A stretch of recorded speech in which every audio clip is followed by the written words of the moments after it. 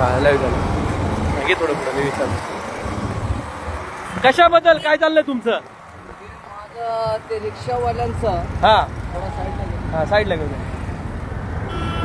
थोडं पुढे घ्या आपली गाडी. सोलापूरहून आलाय. सोलापूरहून आलेत काय? नक्की काय मला सांगा, तुमचं आंदोलन कशा संदर्भात आहे? तुमचं नाव सांगा आधी. माझं नाव चांदसाब मेहताब साहेब मुजावर, राहणार सोलापूर. हा मी एक रिक्षा चालक आहे. बर. आज गेल्या 35 वर्षापासून मी रिक्षा चालवतो. हा ह्या रिक्षा धंद्यात सरकारने आजपर्यंत टॅक्सी किंवा ऑटो चालकाला सामाजिक सुरक्षा दिलेली नाही. उतार वयात रिक्षा चालकांना, ऑटो टॅक्सी चालकांना कुठलीही अशी वैद्यकीय सेवा नाही किंवा त्यांना उदरनिर्वाहासाठी कुठला आधार नाही.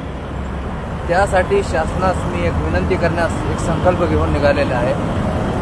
ह्या निवेदनमध्ये माझं असं आहे की ऑटो टॅक्सी चालकांना सामाजिक सुरक्षा द्यावं, वैद्यकीय सेवा मिळावी आणि इन्शुरन्सच्या नावावर जे प्रीमियम वाढ होत चाललं आहे ते प्रीमियम कम करावं.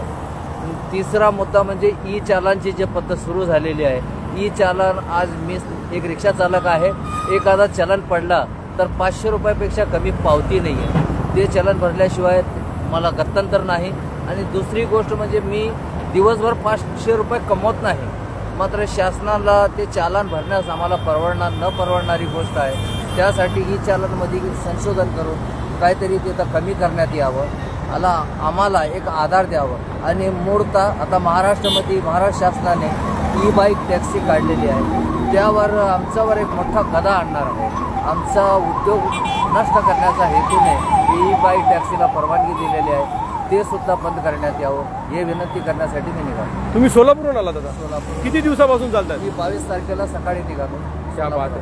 म्हणजे आज जवळजवळ तुम्हाला महिना होतील या 22ला. हे 22 एप्रिलला निघालो. नक्कीच नक्कीच. सोशल मीडियाच्या माध्यमातून तुमचं आंदोलन सरकारपर्यंत आम्ही पोहोचवू. तर मित्रमंडळींना आपण पाहू शकतो बाबा, आपले बाबा चांद बाबा बरोबर सोलापूरहून 22 तारखेपासून निघालेले आहेत एप्रिल महिन्याच्या. का? रिक्षा चालकांना एक चांगलं जीवन जगता यावं, त्यांचा उदरनिर्वाह उतरत्या वयामध्ये त्यांना पेन्शन मिळावी व विविध मार्गांसाठी ते लढत आहे. तर आपण आशा करतो चांदमिया बाबांना त्यांच्या आंदोलनाला यश मिळावं. सरकारने यांच्या गोष्टी मानल्या पाहिजे व सर्व रिक्षा चालकांच्या, गोरगरिबांच्या भविष्याचा, उदरनिर्वाहाचा प्रश्न मिटला पाहिजे. सर्वांच्या वतीने आपण यांच्यासोबत आहोत, चांद बाबासोबत व रिक्षा चालकांच्या सोबत आहोत.